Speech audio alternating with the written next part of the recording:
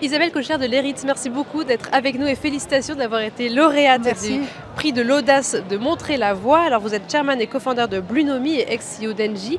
Est-ce qu'au sein de votre parcours ou de votre entreprise, vous avez eu l'impression, le ressentiment de montrer la voie et d'ouvrir des portes qui étaient fermées? Chez Engie, oui, on a montré une voie qui était celle d'une transformation assez forte, Mhm.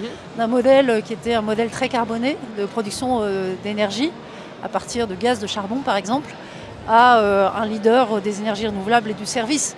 Et de montrer que c'est possible tout en créant de la valeur. C'était ça notre particularité, c'est qu'on a été capable de faire ça tous ensemble en générant beaucoup de création de valeur économique, pas beaucoup pour la société. On a diminué notre impact carbone énormément, Mhm. mais en créant de la valeur pour l'ensemble des parties prenantes. Et c'était ça le gros challenge en fait.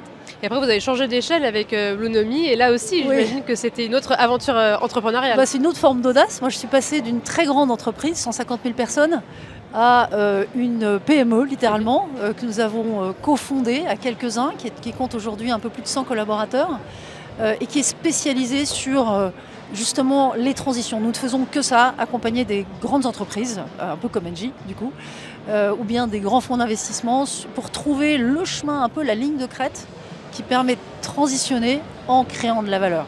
On appelle ça transition to value dans notre jargon, mais je pense que ça dit bien ce que ça veut dire. Et donc sur la ligne de crête, en fait, c'est ça, ouvrir la voie. Si vous voulez, oui.